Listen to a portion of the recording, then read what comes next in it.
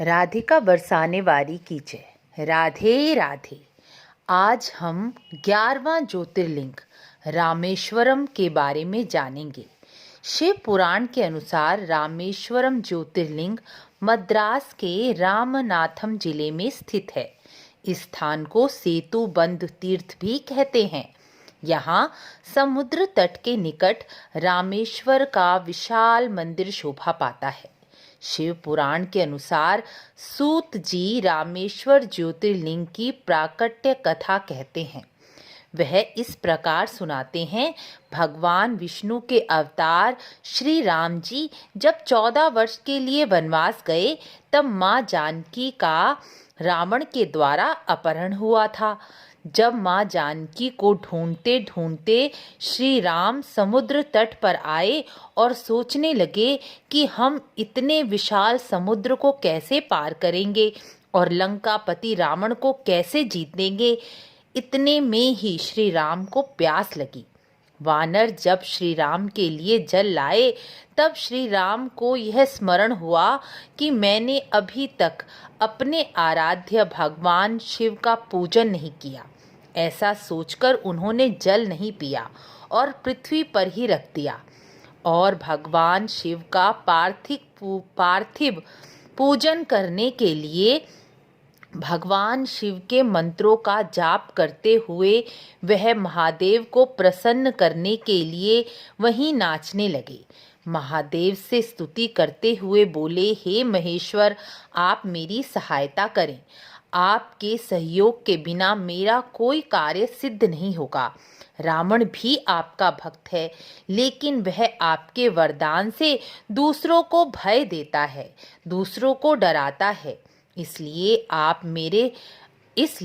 आप मेरा सहयोग करें। कहते हुए जय शिव जय शंकर का उद्घोष करने लगे। उनकी इस प्रकार स्तुति से महादेव प्रसन्न होकर शिवा सहित गणों के साथ प्रकट हो गए और बोले, महाराज तुम्हारी जय हो। महादेव के इस विजय सूचक वर को सुनकर श्री राम महादेव को प्रणाम कर बोले, मेरे स्वामी शंकर, यदि आप मुझसे संतुष्ट हैं, आप मुझसे प्रसन्न हैं, तो आप जगत के लोगों की भलाई के लिए सदा सदा यहाँ ज्योतिर्लिंग के रूप में निवास करें। सूत जी कहते हैं, भगवान राम के ऐसा कहने पर भगवान शिव वहाँ रामेश्वर ज्योतिर्लिंग के रूप में सदा सदा के लिए विराजमान हो गए। इन तीनों लोकों में रामेश्वर के नाम से यह ज्योतिर्लिंग प्रसिद्ध हो गया।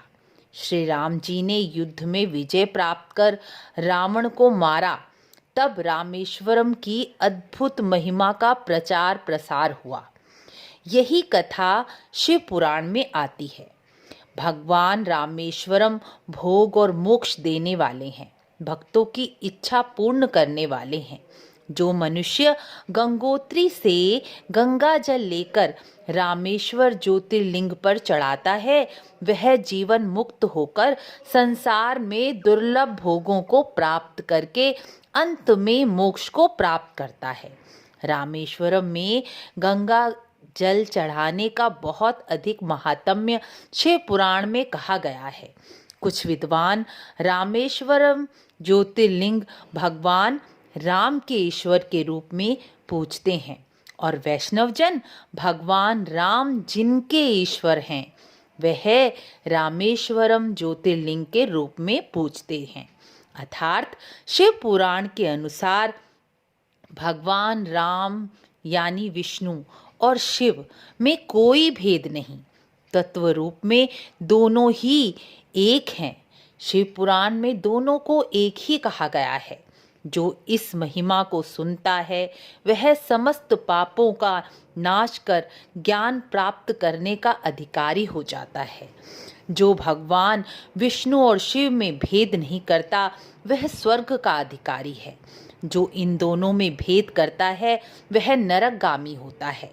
जो मनुष्य भगवान शिव और विष्णु में भेद दृष्टि करते हैं, वह मोक्ष और ज्ञान के अधिकारी नहीं होते। आपको रामेश्वरम ज्योतिर्लिंग की प्राकट्य कथा अच्छी लगी हो तो वीडियो को लाइक शेयर सब्सक्राइब अवश्य करें। मिलते हैं अगली वीडियो में। राधे राधे।